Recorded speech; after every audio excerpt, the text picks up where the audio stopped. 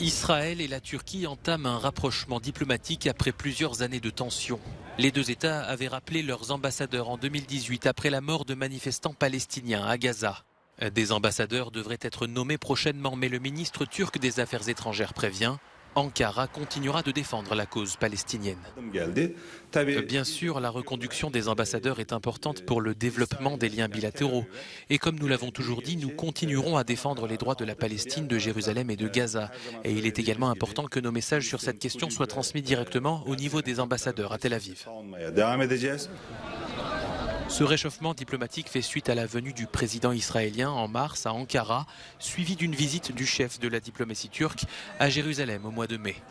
Les relations entre les deux pays s'étaient tendues en 2010 avec l'assaut meurtrier lancé par Israël sur un navire turc qui tentait d'acheminer de l'aide à la bande de Gaza sous blocus israélien.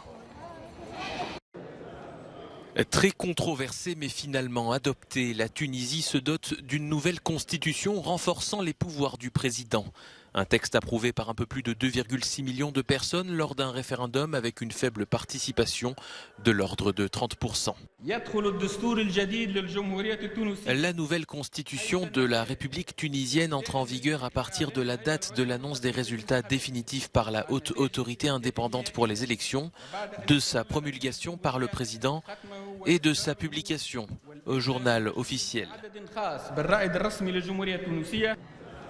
Cette nouvelle loi fondamentale a été proposée par le président Kaïs Saïed, qui s'était déjà arrogé les pleins pouvoirs en juillet 2021. Alors que le pays avait opté pour un régime limitant le rôle du chef de l'État à l'issue du printemps arabe, cette nouvelle constitution est vue par l'opposition comme un retour en arrière.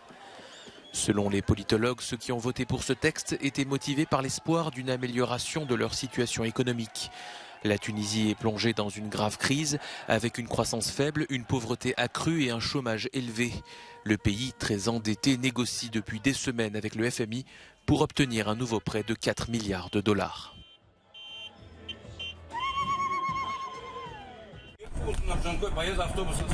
Un acte de sabotage pour Moscou. L'Ukraine confirme l'explosion sans la revendiquer.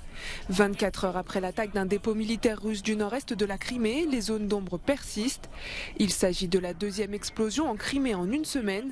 La région annexée par la Russie en 2014 était jusqu'ici épargnée par les combats. Ils tirent, il y a des explosions, des obus tombent dans les jardins. On a un obus dans notre cour, ils sont venus l'inspecter, ils ont dit qu'ils allaient le déminer ou quelque chose comme ça. On a tout laissé tel quel et on est parti.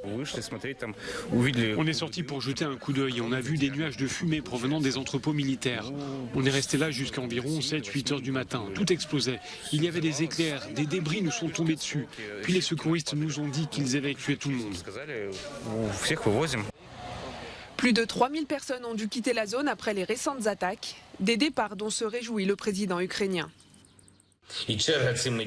La file d'attente pour quitter la Crimée vers la Russie ces derniers jours prouve que la majorité absolue des citoyens de l'État terroriste commence à comprendre, ou du moins à sentir, que la Crimée n'est pas un endroit pour eux.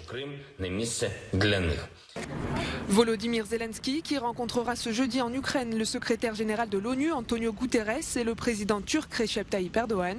Au menu des discussions, la mise en œuvre de l'accord permettant les exportations de céréales depuis les ports ukrainiens, mais aussi les attaques contre la centrale nucléaire de Zaporijjia.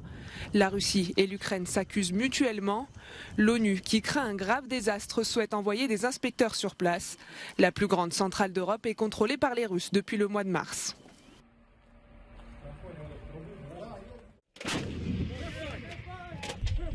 Depuis le début de l'invasion russe, la Slovaquie a livré de l'artillerie et de la défense aérienne à l'Ukraine.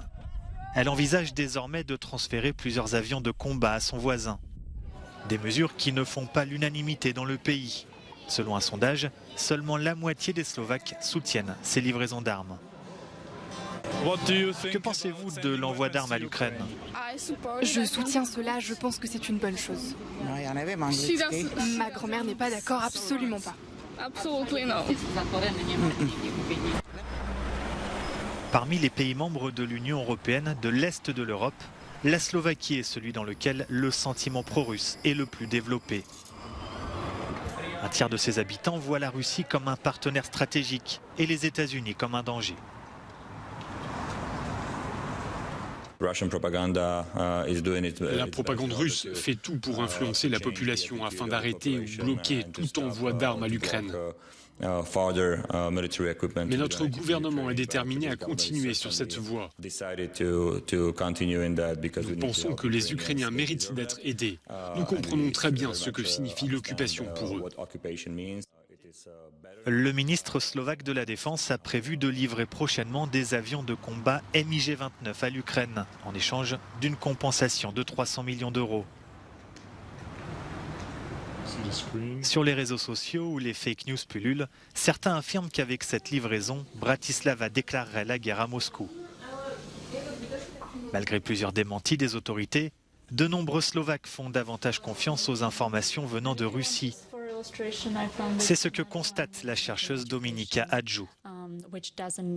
Les Slovaques ne développent pas assez la pensée critique, ce qui les rend naturellement plus vulnérables à la désinformation et aux théories du complot. La question de savoir si la Slovaquie enverra des armes en Ukraine et combien ne dépend pas seulement de l'état d'esprit de la population. La crise actuelle de la coalition au sein du gouvernement slovaque pourrait également faire basculer certaines décisions.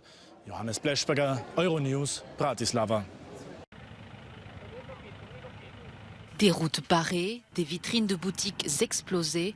En Thaïlande, une série d'attaques coordonnées dans le sud du pays inquiète les autorités et la population. Dans la nuit de mardi à mercredi dernier, 17 magasins, épiceries et stations-service des provinces de Pattani, Yala et Narathiwat ont été prises pour cible. 7 personnes ont été légèrement blessées. Si la raison derrière ces explosions reste encore à déterminer, ces incidents sont de plus en plus fréquents. Depuis 2004, la Thaïlande, majoritairement bouddhiste, est aux prises avec une insurrection séparatiste dans plusieurs provinces à majorité musulmane, proche de la Malaisie. Un conflit qui a déjà fait 7300 victimes civiles selon l'organisation Deep South Watch. Les accords pour la paix, entamés en 2013, sont aujourd'hui au point mort.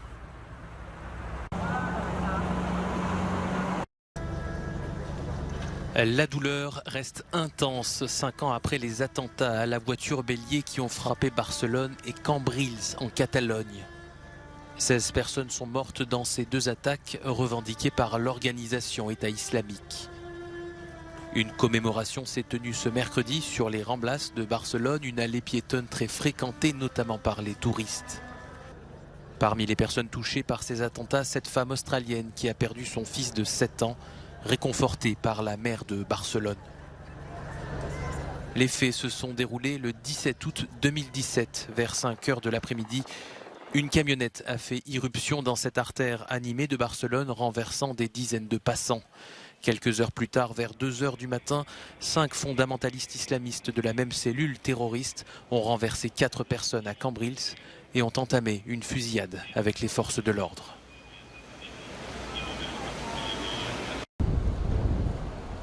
La Méditerranée se réchauffe. Et bien que pour beaucoup ce soit un plaisir de se plonger dans des eaux de plus en plus chaudes, les experts mettent en garde, l'augmentation de la température est un signe clair que la Méditerranée ne se porte pas bien.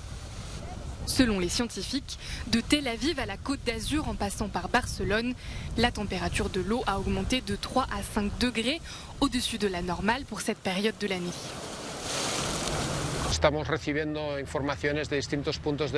Nous recevons des informations de différents endroits de la Méditerranée comme Majorque et la Sardaigne.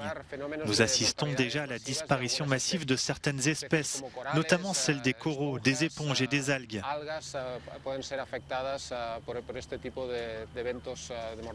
Les installations d'aquaculture comme les fermes de moules sont également touchées.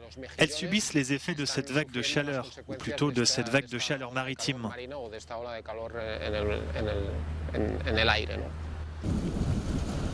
Selon une étude menée par 30 scientifiques de 11 pays ayant des côtes en Méditerranée, les vagues de chaleur entre 2015 et 2019 ont affecté plus de 50 espèces.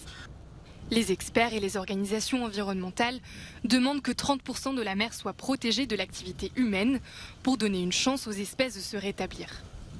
Actuellement, seuls 8% sont protégés à des degrés divers.